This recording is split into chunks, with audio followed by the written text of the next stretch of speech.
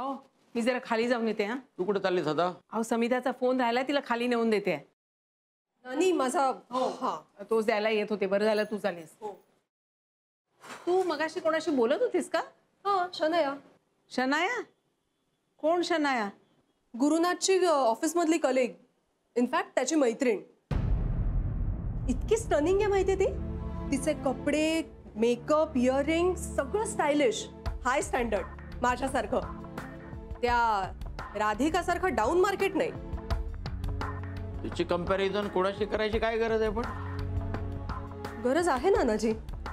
अहो तुम्ही बघायला हवं होतं शनायाला, ती कशी वागते, बोलते, स्वतःला प्रेझेंट करते, स्वतःला कॅरी करते. राधिकाच्या एकदम ऑपोजिट. आता शनायासारख्या मुली जर का गुरुनाथच्या ऑफिसमध्ये असतील तर तो राधिकाचा राग करणारच ना. खरं तर बाह्य स्वरूप बघून कोणाची तुलना करणं जरा चुकीचं आहे.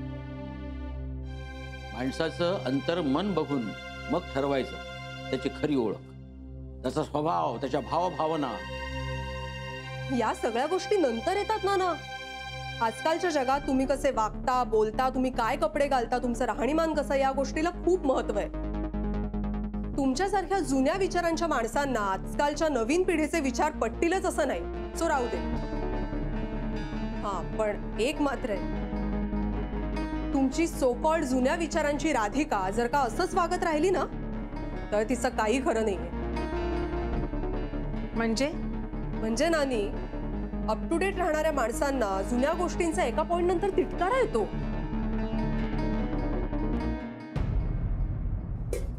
हॅलो, चित्राबाईंनी बोलून राहिली का? हा राधिका बोल, कशी आहेस? मी मस्त. तू कशी? चाललंय आपलं. का ग असं बोलून राहिली? आता तर चांगलं चाललंय की तुमचं. दादानी परवाच सांगितलं त्याच्या नोकरीत त्याला प्रमोशन मिळालं ना, पगार पण वाढलाय ना. हो अगं, पण महागाई पण हल्ली बघतीयस ना किती वाढत चाललीये. ते पण आहेच म्हणा. माझा भातचा कसा आहे? सुजय ना, बरा आहे तो. तू बोल, तू कसा काय फोन केलास? नाही काही नाही. तू ते मिक्स डाळीचं पीठ मागवलं होतं ना, तर ते आलंय. बरं ठीक आहे. मला सांग, त्या डाळीच्या पिठाचे पैसे किती झाले तुझे? डाळीचे काही बोलून राहिली हा तू वहिनी? आता मी तुझ्याकडनं डाळीच्या पिठाचे पैसे घेईन का? काही नाही, फक्त इथे येऊन घेऊन जा इतकंच सांगून राहिले मी. तसं तर मी पण आले असते, पण त्या अथर्वच्या शाळेच्या टायमिंगमुळे नाही जमत ना, म्हणून. अगं हो, काही प्रॉब्लेम नाही. मीच दुपारी येऊन घेऊन जाईल. हा बर बर ठीक आहे. ठेवू का फोन? हो ठेव. बाय. राधिका, रेवती. अगं काय ग एवढ्या लवकर? अथर्व कुठे? अगं आतमध्ये येतो, त्याची ड्रॉइंगची बुक कंप्लीट करतोय. हो का? जा तू तुझी ड्रॉइंग बुक कंप्लीट कर जा.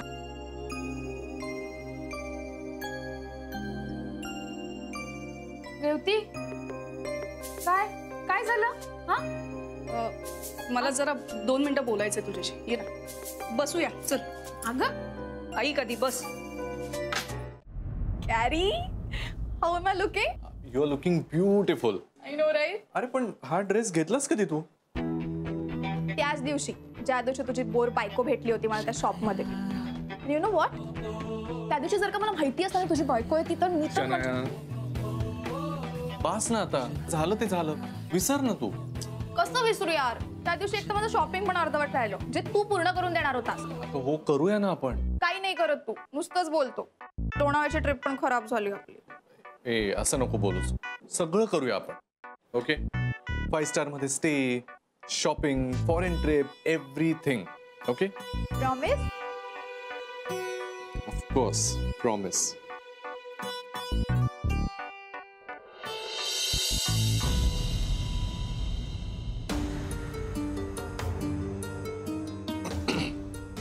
भक्ती, व्हॉट इज दिस? नॉक करून येता येत नाही तुला?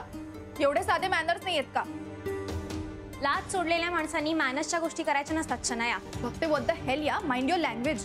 शनाया, हे मी नाही सगळेच बोलतायत.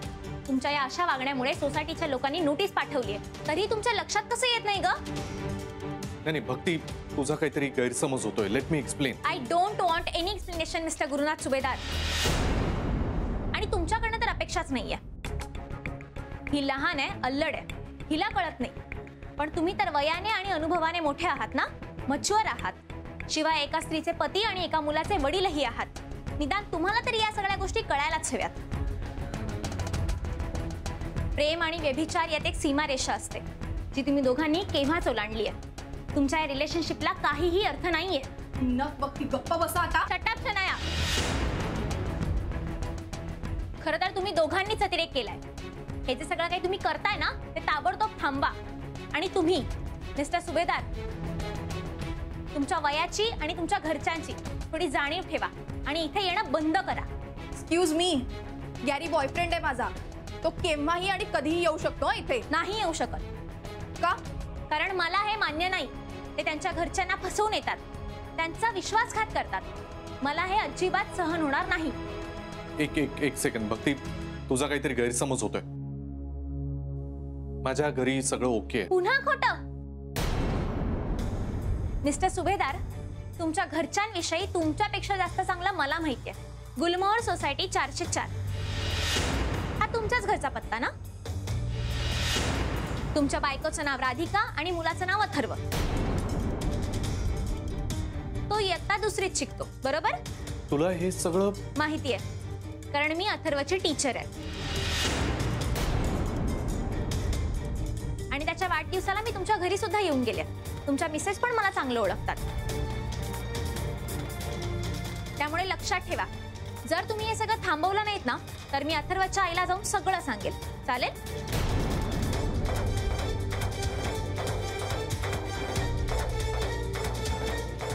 नाही, त्याची काही गरज नाहीये. मी जातो इथून. शनाया, बाय. काय वेड लागलंय तिला असं म्हणाला त्या? आणि हे सगळं तिला गुरुनाथनी सांगितलं. मला गॅरंटी आहे की हे सगळं खोट आहे. गुरुनाथ त्यांना अशा काही खोट्या नाट्या गोष्टी सांगून फसवतोय.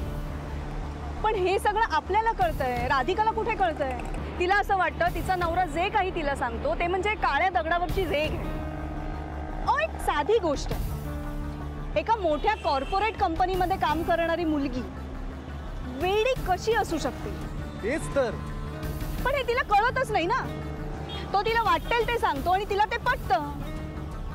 मला ना या राधिका सारख्या बायकांचा ना कधी कधी जाम राग येतो.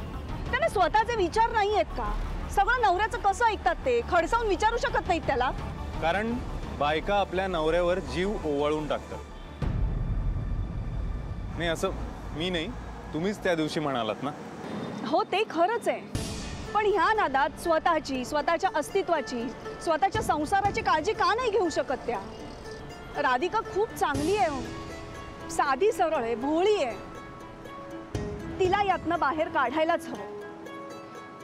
पण कसं ते कळतच नाहीये मला. कारण माझ्या कुठल्याच गोष्टीवर तिचा विश्वास बसत नाहीये.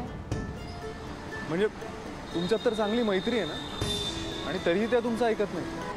कारण तिला असं वाटतं की मी पुरुष द्वेष्टी आहे. जगातल्या सगळ्या पुरुषांचा मला राग येतो. माझ्या नवऱ्याने मला फसवलं म्हणून तिला असं वाटतं की जगातल्या सगळ्या पुरुषांवरती मी संशय घेतो. का? खरं नाहीये का ते? नाहीये.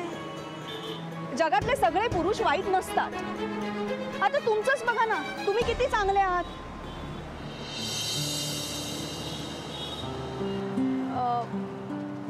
आय मीन तुम्ही सेन्सिबल आहात. तुमच्यावर का संशय घेईन ना मी? स्त्रियांच्या बाबतीत तुमच्या मनात रिस्पेक्ट आहे. पण गुरुनाथचं वागणं बोलणं सगळंच चुकीचं आहे. सगळ्याच गोष्टी त्याच्या संशयास्पद आहेत. आणि अशा पुरुषांना मी कधीच चांगलं म्हणणार नाही. मी रिझाईन करते. कसलं रिझाईन करतेस? मी सांभाळतो ना तिकडे ऑफिस मध्ये. तू काय सांभाळतोयस ना ते बघितलं मी. तुला काय वाटतंय, तू उपकार करतोयस माझ्यावर? शनाया, इथून निघाले तर मला काय दुसरी नोकरी मिळणार नाही? बघ, एक लक्षात ठेव, I do not need you. Okay, चल गेट लॉस ना. शनाया, मला नाही बोलायचंय काय तुझ्याशी. चल निघ इथून बाहेर. चल.